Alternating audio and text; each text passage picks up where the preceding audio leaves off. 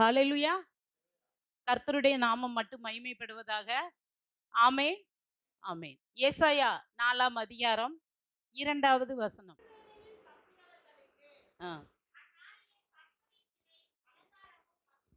ஆ, இந்த வார்த்தை தான். கர்த்தரின் கிளை அலங்காரமும் மகிமையுமா இருக்கும். 2 வார்த்தை. அப்ப முதல்ல கர்த்தருடைய கிளை என்னதுன்னு பார்க்கிறோம். 2வது மகிமை அலங்காரம் இல்ல. இன்னைக்கு நம்ம மகிமையை குறிச்சு பார்க்கிறோம். கர்த்தருடைய கிளை என்னது? மகிமை என்னது அப்படின்னு சொல்லி பார்க்க போறோம். சரியா? சரி. ஏசாயா 11:1 பாருங்க.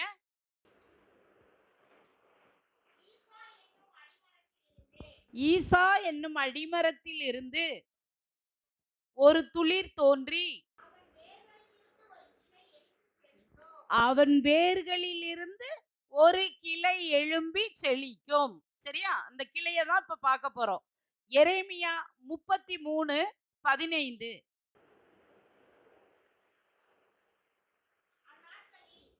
அந்நாட்களில் அந்நாட்களிலும் அக்காலத்திலும் தாவீதுக்கு தாவீதுக்கு நீதியின் கிளையை முளைக்க பண்ணுவேன். சரியா? அடுத்து அப்போ இங்க வந்து என்ன சொல்லப்படுது? ஒரு கிளை, ஒரு கிளை, ஒரு கிளை. ஈசா என்னும் அடிமரத்தில் இருந்துன்னா, ஈசாயில கடைசி பிள்ளை யாருன்னு பார்த்தோம் போன வாரம்? தாவீது. அந்த அடிமரத்துல இருந்து ஒரு துளிர் தோன்றி அதுல இருந்து ஒரு கிளை செழிக்குதுன்னு போட்டிருக்கு இல்லையா? இப்போ இந்த வார்த்தையில தாவீதுக்கு நீதியின் கிளையை முளைக்க பண்ணுவேன். இங்க தாவீதுன்னே சொல்லிட்டாரு. இங்க தாவீதுக்கு நீதியின் கிளையை முளைக்க பண்ணுவேன்னு சொல்லிட்டாரு. அப்ப அந்த நீதி யாருன்னு பார்க்கணும் இல்லையா? 1 கொரிந்தியர் 1:31 பாருங்க. ஆ. ஆ அவரே நமக்கு தேவனால் ஞானமும் நீதியும் பரிசுத்தமானார். அப்ப அங்க நீதி ஒரு வார்த்தை வருதா? தாவீதுக்கு நீதியின் கிளையை நான் உண்டு பண்ணுவேன்னு சொன்னார் இல்லையா? முளைக்க பண்ணுவேன்னு சொன்னாரு. இப்ப சொல்றாரு, தேவனாலே கிறிஸ்துவே என்ன ஆனாரு? நமக்கு ஞானமும் நீதியும் பரிசுத்தமும் ஆனாரு. அங்க நீதிங்கிற ஒரு வார்த்தை இருக்கா? அப்பக்கு தாவீதுக்கு ஒரு நீதியின் கிளையை முளைக்க பண்ணுவேன்னு சொன்ன ஆண்டவர் இங்க சொல்றாரு, கிறிஸ்துவே நமக்கு ஞானமும் நீதியும் பரிசுத்தமுமானவர்னு சொல்லி சொல்லப்பட்டிருக்கு. ஹalleluya. அப்ப அந்த நீதியான கிளை யாரு? கிறிஸ்து. இயேசு கிறிஸ்து. சரியா? சரி. இப்போ சகரியா 3:8 1094வது பக்கம். இப்போதோ பிரதான ஆசாரியனாகிய யோசுவாவே, நீ கேள். உனக்கு முன்பாக உட்கார்ந்திருக்கிற உன் தோழரும் கேட்க கடவர்கள். இவர்களது அடையாளமாய் இருக்கிற புருஷர் இதோ, அப்படி சொல்லணும். இதோ என் தாசனை நான் வரப்பண்ணுவேன். கிளை எண்ணப்பட்டவராகிய, அதுதான் அங்க மெயின். தாசன்னா ஊழியக்காரன் அர்த்தம். தேவனுக்கு ஊழியக்காரர் இயேசுதான். தேவனை பிரதிபலிக்கிற மாதிரி வந்து இருந்தார் இல்லையா? அப்ப என் தாசனை நான் வரப்பண்ணுவேன். கிளை எண்ணப்பட்டவராகிய நாமம் இயேசுவ சொல்லி இங்க சகரியா தீர்க்கதரிசி அந்த வார்த்தைய சொல்றாரு. சரியா? அடுத்து அதே சகரியால 6:12 பாருங்க. அவனோட சொல்ல வேண்டியது சேனைகளின் கர்த்தர் உரைக்கிறது, இதோ ஒரு புருஷன், அவருடைய நாமம் கிளை எண்ணப்படும். அவர் தம்முடைய ஸ்தானத்தில் இருந்து முளைத்தெழும்பி கர்த்தருடைய ஆலயத்தை கட்டுவார். நிறைய இடத்துல முளைக்க பண்ணுவேன் அந்த கிளையை குறிச்சு போட்டிருந்தது இல்லையா? இப்போ அவர் இந்த ஸ்தானத்தில இருந்து முளைக்க பண்ணுவேன். அவர் கர்த்தருடைய ஆலயத்தை கட்டுவார். 13ல பாருங்க. அவரே கர்த்தருடைய ஆலயத்தை கட்டுவார். அவர் மகிமை பொருந்தினவராய், இயேசு கிறிஸ்துவ குறித்து சொல்லப்பட்டிருக்கு. அவர் மகிமை பொருந்தினவராய் தம்முடைய சிங்காசனத்தின் மேல் வீற்றிருந்து ஆளுகை செய்வார். தமது சிங்காசனத்தின் மேல் ஆசாரியராகவும் இருப்பார். இவர் பக்கத்துல தான் சமாதானத்தோட ஆலோசனை விளங்கும். அப்போ யார் மகிமை பொருந்தினவராக? ராஜா. ஆளுகை செய்கிறவர்னா யாரு? ராஜா. ஆசாரியனா இருக்கிறது நமக்காக பரிந்து பேசுகிறவர், பிதாவினிடத்துல பரிந்து பேசுகிறவர். இந்த ரெண்டையும் ஒண்ணு போல செஞ்சது யாரு? மகா பிரதான ஆசாரியன் இயேசுதான். நீதி நியாய தீர்ப்புல அவர் சிங்காசனத்துல உட்கார்ந்து நியாயம் தீர்க்க வருகிறவரோ இயேசுதான். அதனாலதான் இங்க சொல்லப்பட்டிருக்கு, மகிமை பொருந்தினவராக. மகிமை பொருந்தினவராக அவர் ராஜாவாகவும் ஆசாரியவராகவும் சிங்காசனத்துல வீற்றிருப்பார். இப்ப இந்த கிளை, தாவீதின் வழியே வந்த கிளை யாருன்னு நம்ம பார்த்துட்டோமா? நீதியின் கிளை யாருன்னு பார்த்துட்டோமா? இயேசு கிறிஸ்து தான் அந்த கிளை. அதனாலதான் ஏசாயா 4:2ல கர்த்தரின் கிளை அலங்காரமும் மகிமையுமாய் இருக்கும். இப்ப கர்த்தரின் கிளை என்னன்னு பார்த்தோம். இயேசு கிறிஸ்து கர்த்தரின் கிளை.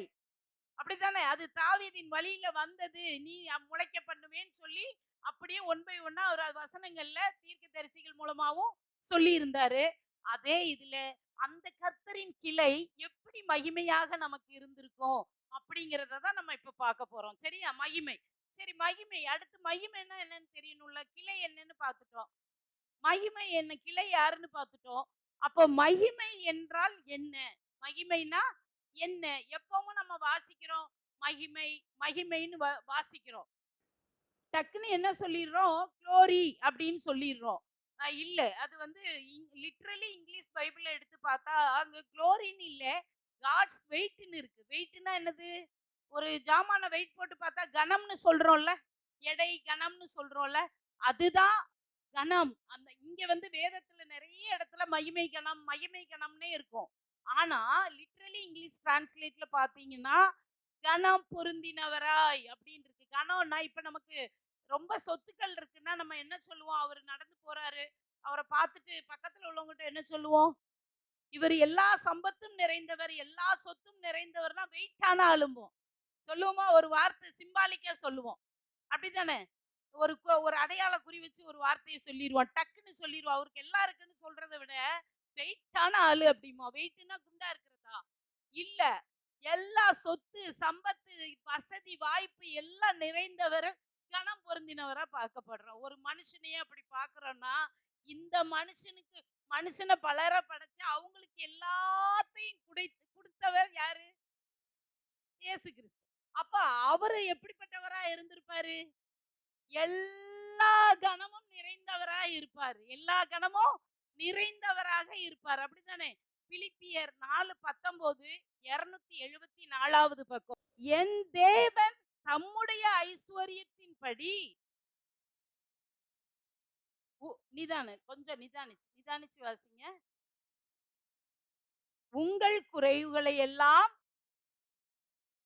கிறிஸ்து இயேசுவுக்குள் மகிமையிலே. இப்ப ஒவ்வொரு வரியா வார்த்தைய பாருங்களேன். முதல்ல என்னது? வார்த்தை என்ன? என் தேவன், பிதாவாகிய என் தேவன், பிதாவாகிய என் தேவன். சரியா? பிதாவாகிய தேவன் தம்முடைய ஐஸ்வர்யத்தினால், இப்ப சொன்னல எல்லா கனமும் அவர்கிட்ட இருக்கு, எல்லா சம்பத்தும் அவர்கிட்ட இருக்கு, எல்லா சொத்தும் அவர்கிட்ட இருக்கு. அப்போ தம்முடைய ஐஸ்வர்யத்தினால், அடுத்து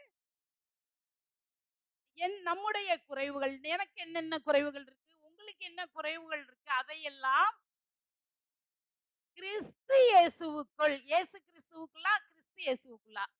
கிறிஸ்து இயேசுவுக்குள்னா நம்ம என்ன பார்த்திருக்கிறோம்? பழைய ஏற்பாடு ஆதியிலே, ஆதியிலே பூர்வ நாட்கள், ஆதியிலே, ஆதியாகமம் 0:0ன்னு வச்சுக்கலாம். கிறிஸ்து இயேசுனா ஆதியிலே நமக்காக அடிக்கப்பட்ட ஆட்டுக்குட்டியானவராக அவர் இருக்கிறார். மரியாள் வயிற்றில மாம்சமா பிறந்த பிறகு அவரை இயேசு கிறிஸ்துன்னு சொல்றோம். அப்ப இங்க என்ன வார்த்தை போட்டிருக்கு? கிறிஸ்து இயேசுவுக்குள். இன்னைக்கு அவர் மகிமை பொருந்தினவர் அல்ல. ஆதியிலே, பூர்வ நாட்களிலே, ஆதியாகமம் தொடங்குவதற்கு முன்னவே அவர் எல்லாம் நிறைந்தவராக இருக்கிறார். ஹல்லேலூயா. அதனால எனக்கு இன்னைக்கு குறைவுகள் இருந்தாலும் இன்னைக்கு வந்து அவர் என் குறையை சரி பண்ண வரல. அவர் அன்னைக்கே என்னுடைய குறைவை பார்த்தவராக இருக்கிறாரு. அந்த குறைவ தம்முடைய ஐஸ்வர்யத்தின்படி யாரால? என் தேவனால், அவருடைய அப்பாவினால், பிதாவினால். இயேசு கிறிஸ்து வந்து இயேசு கிறிஸ்து பிதா வந்து என்னைக்கு டைரக்ட்டா பண்றது இல்ல. இயேசு கிறிஸ்துவின் மூலமாகத்தான். அப்போ இயேசு கிறிஸ்து மூலம் அப்படின்னு சொல்ல சொல்ல இயேசு கிறிஸ்துவுக்குள் தம்முடைய ஐஸ்வர்யத்தினால் நம்முடைய குறையை என்ன செய்றாரு? நிறைவாக்குகிறார். குறைவை நிறைவாக்குகிறவர் நம்முடைய இயேசு கிறிஸ்து இல்லையா? கிறிஸ்து இயேசு. சரியா? இப்போ நிறைவாக்கணும்னா எல்லாம் இருந்தா தானே என்னைய நிறைவு செய்ய முடியும். அவர்கிட்ட ஏதாவது ஒரு குறைவு இருக்குமா? ஒருவேளை அவர்கிட்ட குறைவு இருந்ததுன்னு நீங்க நினைக்கிறீங்க, நம்ம நினைக்கிறோம்னா, அதே குறை என்கிட்ட இருந்தா அவரால எப்படி நிறைவு செய்ய முடியும்? செய்ய முடியாது. முழுவதுமாக அவர் நிறைவு பெற்றவராக, சம்பூரணராக இருக்கிறதுனால தான், என்னுடைய குறைவை அவர் தம்முடைய ஐஸ்வர்யத்தின்படி நிறைவாக்குகிறார். ஹalleluya! பிதா எப்பவும் இயேசு கிறிஸ்துவுக்குள்ள தான் அதை நிறைவு பண்ணுவார். இயேசு கிறிஸ்துவுக்குள் அவராலே, அவராலே அன்றி கிறிஸ்துவினாலே, அவர் மூலமாய் பிதாவினுடைய மகிமையை நித்தம் நம்ம அனுபவிக்கலாம். யார் மூலமாய்? இயேசு கிறிஸ்து மூலம். பவுல் பல தடவை சொல்லியிருப்பார். அவராலே, அவர் மூலமாய், அவருக்காக சகலமும். வார்த்தையை பாருங்க, கிறிஸ்துவுக்குள், கிறிஸ்துவுக்குள், கிறிஸ்துவுக்குள், குள்னு கிறிஸ்துவுக்குள்ள தான் முழுவதும் சொல்லியிருப்பார். இவர் மூலமாகத்தான் பிதாவினுடைய மகிமையை நாம் அடைய முடியும். ஹalleluya! அதுதான் இந்த இடத்துல வார்த்தையா இருக்கு. இப்போ இந்த ஷக்கீனாங்கிற ஒரு சிலவங்க என்ன சொல்றாங்க? மகிமை அப்படின்னா ஹீப்ரு மொழியில காவோடு. அதுக்கு பேர் என்ன? காவோடு. KAVOD காவோடு. மகிமைன்னா ஹீப்ருல வெயிட், கனம் அப்படின்னு அர்த்தம். ஆனா ஷக்கீனான்னு ஒரு வார்த்தை இருக்குன்னு வச்சுக்கோங்களேன். அதை என்ன சொல்றாங்க? அதையும் போய் மகிமைன்னு சொல்லிடுறாங்க. அது மகிமை இல்ல. அது ஹீப்ரு வேர்டும் கிடையாது. அது அராமிக் வேர்டு. அது ஹீப்ருலயே வராத ஒரு வார்த்தை. அதுக்கு எப்படி அதுல அர்த்தம் இருக்கும் அப்போ? அப்போ அது அராமிக் வேர்டு. அதுக்கு அர்த்தம் பிரசன்னம். ஷக்கீனான்னு சொன்னா அது மகிமை அல்ல, பிரசன்னம். அல்லேலூயா! இப்போ இப்போ அவர் எல்லாத்துலயும் கனம் மிகுந்தவரா இருக்கிறதுனால, அவருடைய அத்தனை காரியங்களும் சேர்த்து தான் நமக்கு மொத்தமா மகிமையா கிடைக்குது. ஹalleluya! ஹalleluya! அவர் கனம் பொருந்தினவரா, எல்லாம் நிறைந்தவராக இருக்கிறதுனால, அவருக்கு மொத்த காரியம் எல்லாம் நிறைந்தவராக இருக்கிறார்ல, அதுதான் நமக்கு மகிமையா கிடைக்கிறது. மகிமை வாசம் பண்ணுதுன்னா, அந்த இடத்துல ஒரு குறையும் இருக்காது. ஹalleluya! மகிமை வாசம் பண்ணுதுன்னா அந்த இடத்துல ஒரு குறையும் இருக்காது. ஒரு குறையும் இருக்காது. 2 நாளாகமம் 5:14 பாருங்க. அந்த மேகத்து நிமித்தம் ஆசாரியர்கள் ஊழியம் செய்து நிற்க கூடாமற் போயிற்று. கர்த்தருடைய மகிமை தேவனுடைய ஆலயத்தை நிரப்பிற்று. அந்த மகிமை என்னவா இருந்ததுன்னு பாருங்க. 13வது வசனத்துல பாருங்க. அது எப்படி வந்தது? அவர்கள் ஒருமிக்க பூரிகைகளை ஊதி ஏக சத்தமாய் கர்த்தரை துதித்து சோஸ்தரித்து பாடினார்கள். ஆசாரியர் பரிசுத்த ஸ்தலத்தில் இருந்து புறப்படுகையில்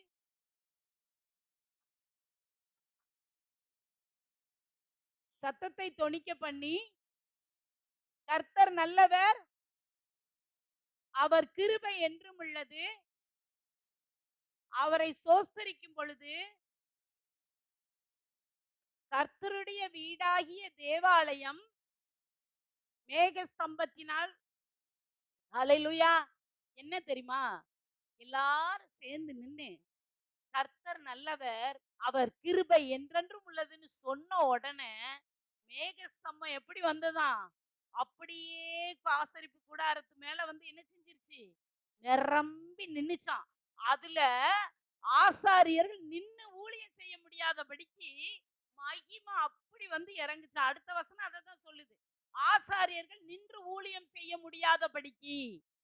மேகஸ்தம்பமா தானே பகல்ல வராரு அவங்களுக்கு. நிற்க கூடாமற் போயிற்று. கர்த்தருடைய மகிமை தேவனுடைய ஆலயத்தை நிரப்பிற்று. ஹalleluya! இப்ப கர்த்தருடைய மகிமை எல்லாம் நிறைந்தவராக அவர் இருக்கிறார் இல்லையா? இப்ப தேவனுடைய ஆலயத்தின் மேல அந்த மகிமை வந்த உடனே என்ன ஆயிருக்கும்னு நினைக்கீங்க? ஆசரிப்பு கூடாரத்து மேல இறங்கியிருக்கும். அடுத்து உள்ள என்ன இருக்கு? உள்ள என்ன இருக்கு? மகா பரிசுத்த ஸ்தலம் இருக்கு, பரிசுத்த ஸ்தலம் இருக்கு, வெளிப்பிரகாரங்கள் இருக்கு. ஆசாரியர்கள் நின்றுப்பாங்க, லேவியர்கள் நின்றுப்பாங்க, பிரதான ஆசாரியன் நின்றுப்பாரு. உள்ள உடன்படிக்கை பெட்டி இருக்கு, கிருபாசனம் இருக்கு இல்லையா? உள்ள இருக்கு. முன்னாடி தூப இது பீடம் இருக்கு. இந்த பக்கம் சமூக தப்ப வைக்கிறது இருக்கு. இங்க பொன் குத்து விளக்கு வைக்கிறது இருக்கு. எல்லாம் இருக்கு. ஒன்று ஒன்று மேலையும் அவருடைய மகிமை அப்படியே வந்து இறங்கி இருந்திருக்கு. ஒண்ணுல கூட குறைவுபட்டிருக்காது. ஒண்ணுல கூட குறைவுபட்டிருக்காது. ஒண்ணுல பட்டு ஒண்ணுல எல்லாம் கிடையாது. மொத்தமா மகிமை. அந்த மேகஸ்தம்பம் பகல்ல வருது பாருங்க. நின்னு ஊழியம் செய்ய முடியாதபடிக்குன்னு அப்ப எப்பேற்பட்ட மகிமையா இருந்திருக்கும்னு பாருங்க.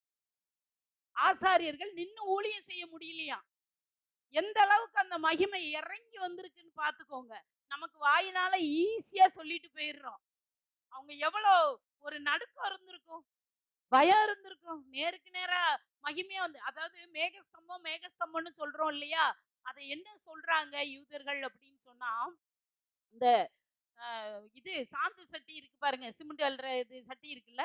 இப்ப நம்ம இந்த இடத்துல உட்கார்ந்துருக்கோம். இதுதான் வனாந்தரம். ஆசரிப்பு கூடாரம் இங்க நடுவுல இருக்கு. நம்ம டென்ட் போட்டு எல்லாரும் சுத்தி இருக்கிறோம். அவ்வளோ ஜனங்களும் லட்சக்கணக்கான மக்கள். உங்கள மேகஸ்தம்பம் மூடுதுன்னு சொன்னா, ஒரு சாந்து சட்டி மாரி வந்து குவிஞ்சு மேகம் நிக்காதாம். நாலா திசையிலயும் ஒரு ஒரு வனாந்தரம் எவ்வளவு பெருசா இருக்கும், இந்த ஜனங்கள் எவ்வளவு இருப்பாங்க.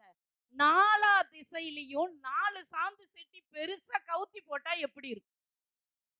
எப்படி இருக்கும்? அப்படி மேகஸ்தம்பம் மூடி இருக்குமா. அதோட மட்டும் இல்ல. யாராவது இவங்கள வந்து தாக்கிற கூடாது பார்த்தீங்களா? சைடுலயும் அப்படியே அந்த மேகஸ்தம்பம் புகையா எப்படி? நைட் அக்கினியா வர சொல்ல எப்படி வருதுன்னு அடுத்து அதுவும் அதுல இருக்கு. இப்ப இந்த அது சைடுல புகையா வந்து மறைச்சுக்குதுல, எதிரியின் கண்கள்ல இவங்க ஒருத்தர் கூட பட முடியாத அளவுக்கு ஆண்டவர் மேகஸ்தம்பத்தை அனுப்பி பாதுகாத்திருக்கார். அந்த மகிமையின் மேகம் மகிமையின் மேகம் அவங்கள மேல இருந்து வெயில் வனாந்தரம் எப்படி இருக்கும்? சூடா இருக்கும், நிக்க முடியாது. எப்படி இருக்கும்? மேகஸ்தம்பம் அப்படியே புகையா வந்தா, அப்படி பனி போல இருக்காது. பகல்ல வெயிலெல்லாம் பார்க்க முடியாது. எதிரிகள் கண்களுக்கு சைடுல கூடார மாரி போட்டுறாரு. எல்லா பாதுகாப்பும் குடுக்காரு. அப்போ தேவனுடைய மகிமை வந்து ஆசரிப்பு கூடாரத்து மேல இறங்குன உடனே, எந்த அளவுக்கு அவங்கள எதிரி கண்கள்ல இருந்து மறைச்சு, எவ்வளவு தூரம் ஆண்டவர் மேலேயும் அவங்களுக்கு வெயில் படாம பாதுகாத்திருக்காருன்னா, தேவனுடைய மகிமை எப்படிப்பட்டது பாருங்க. ஏசாயா 4ஆம் அதிகாரம் 5, 6 வாசிங்க. அப்பொழுது கர்த்தர் சியோன் மலையில் உள்ள எல்லா வாசஸ்தலங்களும் வாசஸ்தலம்னா என்ன? வீடு. வாசஸ்தலம்னா என்ன? இப்ப நம்ம குடியிருக்கிற வாசஸ்தலம் இது என்னது? நம்முடைய வீடு. அப்போ சியோன் மலையில வீடுகள் இருக்கு. வாசஸ்தலங்கள் தங்கி இருக்கிற வாசஸ்தலங்கள். அடுத்து அந்த சபைகளின் மேலும் இங்க இங்க இங்க என்ன ஒரு நிமிஷம் பாருங்களேன். இப்ப நம்ம சபையில உட்கார்ந்துருக்கோம்.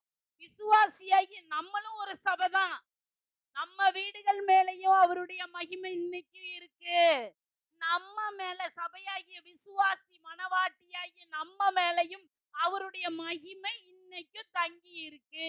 இன்னைக்கு இல்ல, நேற்று இல்ல, ஆதியிலும் பூர்வ நாட்களிலே அவருடைய மகிமை என் மேல இருக்கு. ஹalleluya! அந்த கனம் என் மேல இருக்கு. நம்ம பயப்பட வேண்டிய அவசியமே இல்ல. அடுத்து வாசிங்க. பகலில் மேகத்தையும் பாத்தீங்களா? அந்த மேகம் எப்படி இருந்ததா? மேகம்ன்ற இப்ப பார்க்கிற மேகம் என்ன புஸ்ன்னு கொஞ்சம் இடத்துல இருக்கும். கொஞ்சம் இடத்துல வானங்கள் அப்படி இருக்கும். அப்புறம் கொஞ்சம் மேகங்கள் இருக்கும். அப்படித்தானே? மொத்தமாவே அவங்களுக்கு மேகம் புகையை போல. புகை மறைச்சுச்சுன்னா எதிராளி கண்ணுக்கு நம்ம தெரிவோமா? ஒரு ஆள்கிட்டயே புகை மறைச்சிருச்சுன்னா, அது பனி வருதுன்னு வைங்க காலையில. ஒரு கார்ல போறீங்க, ஆப்போசிட்ல பனி இருக்கு. எதிர்த்தாப்புல வர்ற கார் தெரியுதா? தெரியல. அப்ப புகை மேக ஸ்தம்பம் புகையா இருந்ததுன்னா, சுத்தி தான். ஜனங்களுக்குள்ள இல்ல. மேல இருக்கு, சைடுல பூரா கவர் பண்ணுது. யார் கண்ணுக்கு தெரிய மாட்டாங்க. சேஃபா ஆண்டவர் கொண்டு போறாரு. பகல்ல மேகம் புகையா இருக்கு. அடுத்து கொழுந்து விட்டு எரியும் இருங்க. இரவில் கொழுந்து விட்டு எரியும் அக்கினிய தான் நம்ம பார்த்திருக்கோம். அக்னி ஸ்தம்பம், அக்னி ஸ்தம்பம்னு சொல்ற ஸ்தம்பம்னா தூணு. அது சின்ன தூணுலாம் இல்ல. பெரிய தூணா இருந்தா தானே அவ்வளோ பெரிய க க கவுக்க முடியும்.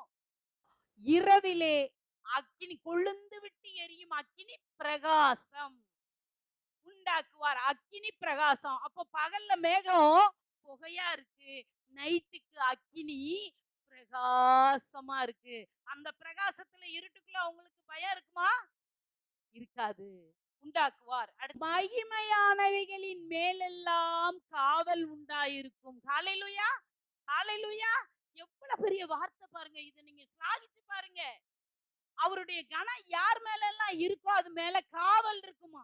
ஆசரிப்பு கூடாரத்துல அந்த மகிமை இறங்குச்சுன்னா சுத்தி இருக்கிற ஜனங்கள்லயும் ஆலயத்துக்குள்ள இருக்கிற பனிமுட்டுகள் மீதும் ஆசரிப்பு கூடாரத்தின் மேலையும் மகிமை இறங்குச்சுன்னா மகிமையானவைகளின் மேலெல்லாம் அவருடைய காவல் உண்டாயிருக்கும். இங்கே சொல்லப்படுது உங்கள் சியோனில் உள்ள வாசஸ்தலங்களின் மீதும் சபைகளின் மீதும் அவருடைய மகிமையை உண்டாக்குவார்னு சொல்லியிருக்காரு. அப்ப என் மேலையும் என் வீட்டு மேலையும் இன்னைக்கும் கர்த்தருடைய மகிமை நிரம்பி இருக்கிறதுனால அதன் மேல் காவலாக அவர் இருக்கிறார். ஹalleluya! ஹalleluya! அந்த மகிமை நம்மை காவல் காக்கிறது. ஹalleluya! இப்ப இனிமேல்லாம் மகிமைன்னு சொன்னா நீங்க உணர்ந்து பார்க்கணுங்க. உணர்ந்து பார்க்கணும். சாதாரணமா மகிமைன்னு சொல்லக்கூடாது. இப்ப நம்ம சங்கீதம் வாசிக்க சொல்ல தாவீத குறிச்சு பார்த்தோம். என் உள்ளம் எப்பொழுதும் மகிமையே வாஞ்சிக்கிறது. அந்த வசனத்தை எடுத்து பாருங்க. 26:8 சங்கீதம் எடுத்து பாருங்க. இப்ப நம்ம சங்கீதம் வாசித்தோம் இல்லையா? அதுல 26:8 பாருங்க. தாவீது என்ன சொல்றாரு? தாவீதின் சங்கீதத்துல கர்த்தாவே உமது ஆலயமாகிய கர்த்தருடைய வீடு. ஆ வாசஸ்தல ஆலய வீடு. உமது மகிமை தங்கிய ஸ்தானத்தையும் வாஞ்சிக்கிறேன். கர்த்தாவே நான் எப்போதும் உமது ஆலயத்தின் வீடு சபை சரியா சர்ச்சு சரியா அதையும் மகிமை தங்கின உமது ஸ்தானத்தையுமே வாஞ்சிக்கிற அவர் வல்லமைய போய் தனியா கேட்கல. அதை கொடுங்க இதை கொடுங்கன்னு கேட்கல.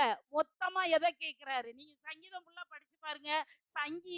தாவீது என்ன கேட்கிறாருன்னு எப்பொழுதும் உமது மகிமையை விளங்க செய்யும். உமது மகிமையை விளங்க செய்யும். உமது மகிமையே நான் வாஞ்சிக்கிறேன். ஆலயத்துக்கு போனாலும் அதைத்தான் வாஞ்சிக்கிறேன். என் வீட்டுல இருந்தாலும் உமது மகிமையை வாஞ்சிக்கிறேன். ஏன் மகிமையை பத்தி சங்கீதக்காரன் தாவீதுக்கு ஆண்டவர் நல்லா தெரிய வச்சிருக்காரு. அல்லேலூயா அல்லேலூயா. அதனாலதான் அவர் எதையும் தனிப்பட்ட முறையில போய் கேட்கல. மொத்தத்துல கேட்டுட்டாரு. ஆண்டவரே உங்க மகிமைய நான் விரும்புறேன் எனக்கு கொடுங்க. அது நம்ம மேலதான் இருக்கு. ஆனாலும் அவர் வாய் விட்டு கேட்காரு. அல்லேலூயா அல்லேலூயா.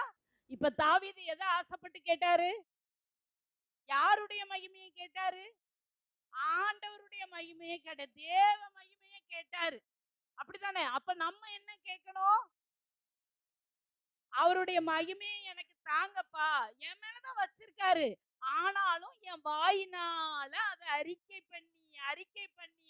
பண்ணி என் மேல அந்த மகிமை நிறைவ நான் ஆசீர்வாதத்தை எனக்குள்ள நான் வாங்குறதுக்காக மறுபடியும் அந்த வார்த்தையை சொல்றோம். தாவீத போல சொன்னா எவ்வளவு பெரிய ஆசீர்வாதம். அப்படித்தானே? கர்த்தர் நல்லவர் அவர் கிருபை என்றென்றும் உள்ளதுன்னு ஒண்ண மகிமை மேகமா இறங்கி வந்துச்சாம். ஆசாரியர்கள் நின்னு ஊழியம் பார்க்க முடியலையா. அப்ப நம்ம சொல்றோம் கர்த்தர் நல்லவர் அவர் கிருபை என்றென்றும் உள்ளதுன்னு சொன்னா தேவனுடைய மகிமை நம்மள என்ன செஞ்சுக்கிட்டு இருக்கு? நிறைச்சிக்கிட்டே இருக்கு மேல. நம்மளுக்கு அது தெரியல. ஆனா சொல்லிக்கிட்டே இருங்க. தெரியாமல்லாம் போகாது. அவருடைய மகிமை கிறிஸ்து இயேசுக்குள் என்னுடைய குறைவை எல்லாம் அவர் தம்முடைய ஐஸ்வரியத்தின்படி கிறிஸ்து இயேசுக்குள் நிறைவாக்குறாருல்ல. அப்ப எனக்குள்ள ஒரு குறை இருந்ததுன்னா அந்த குறைய கிறிஸ்து இயேசு தம்முடைய தேவனாலே என்னுடைய குறையை நீக்கிறார்ல அவருடைய ஐஸ்வரியத்தின்படி. அந்த குறைவு நிறைவாகும் பொழுது என் மேலே அவருடைய மகிமை தங்கி இருக்கிறத நம்மளால உணர முடியுமா? முடியாதா? முடியும். ஹalleluya. சரி அடுத்த வசனம். அதுக்கு அடுத்து 6வது வசனம் வாசிக்கலையே. ஒரு ஆ பகலிலே வெயிலுக்கு நிழலாகவும் பெருங்காற்றுக்கும் மழைக்கும் அடைக்கலமாகவும் மறைவிடமாகவும் ஒரு கூடாரம் உண்டாயிருக்கும். ஹalleluya. கூடாரம்னா என்ன சொன்னோம்? போன வாரம் கூட பார்த்தோம். ஞாபகம் வச்சுக்கோங்க. குப்பா. அதாவது மணவாளனுக்கும் மணவாட்டிக்கும் அங்க யூத முறைமைப்படி திருமணம் நடக்குது அப்படின்னு சொன்னா, அந்த கூடாரத்திற்கு பேர் குப்பா. அவரு கல்யாணம் முடிஞ்ச உடனே என்ன செய்வாரு? வேத வசனத்த எடுத்து சத்தமா வாசிச்சுட்டாருன்னா கல்யாணம் முடிஞ்சிட்டுன்னு அர்த்தம். அப்புறம் தான் அவரு மணவாளன் அந்த கூடாரத்த விட்டு வெளியே வருவாராம். வேதத்துல அங்க சூரியனுக்கு சொல்லப்பட்டிருக்கு. சூரியன் வந்து அப்படி அந்த கூடாரத்த விட்டு வெளியே வரும். அந்த மகிமையின் பிரகாசத்த வாங்கிக்கிட்டு நமக்கு வந்து வெயில் குடுக்குது. அப்படிங்கிறத நம்ம பார்க்கிறோம். அத பார்ப்போம் ஒரு நாள். இன்னொரு நாள் அந்த இத பார்க்கலாம். அப்ப பாருங்க, அந்த கூடாரம் நமக்கு பகல்ல வெயில் நம்மள ஒண்ணும் செய்யாதபடிக்கும், இரவுல இருட்டு நம்மள ஒண்ணும் செய்யாதபடிக்கும் ஆண்டவர் நம்மள கூடார மறைவிலே வைத்து பாதுகாக்கிறார். அவர்தான் அந்த கூடாரம். அல்லேலூயா! அவர்தான் அந்த கூடாரம். அவர்தான் அந்த கூடாரம். சரியா? அடுத்து. இப்போ கர்த்தருடைய அந்த கர்த்தருடைய அ கர்த்தருடைய மகிமை ஆசரிப்பு கூடாரத்துக்கு மேல வரும்பொழுது எந்த குறையும் இல்லன்னு பார்த்தோம்ல. நெகேமியா 9வது அதிகாரம் முதல்ல 15வது வசனம், அடுத்து 19, 20, 21. அவர்கள் பசிக்கு வானத்திலிருந்து அப்பம் கொடுத்து இருங்க. அவர்கள் தாகத்திற்கு கண்மலையிலிருந்து தண்ணீர் புறப்பட முடியும். வனாந்தரத்துல நடந்து போனாங்கல்ல. பசிக்கு எங்க இருந்து அவங்களுக்கு சாப்பாடு கிடைச்சதா? அப்ப வானத்திலிருந்து அந்த உணவு யாருக்குள்ளது? தேவதூதர்களுக்குரிய உணவர். அப்படித்தானே? அந்த உணவ இந்த ஜனங்களுக்கு வனாந்தரத்திலே ஆண்டவர் நடத்தி கூட்டிக் கொண்டு போகும் பொழுது பசிக்கு அப்பத்தை, அப்போ அல்லது மன்னா, சரியா? அப்பத்தை வர்ஷிக்க பண்றாரு. அப்புறம் இறைச்சி கொடுத்தாரா? படிச்சிருக்கோம்ல, யாத்திராமத்துல நம்ம படிச்சிருக்கோம் தானே? நடத்தி கூட்டி போகும் பொழுது இறைச்சி கேட்டாங்க, காடைய கொடுத்தாரா? கொடுத்தார். தண்ணி வேணும்ல சாப்பிட்டா? தண்ணி வேணும் தானே?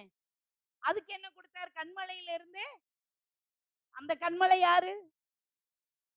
கிறிஸ்து. கிறிஸ்து. கண்மலை யாரு?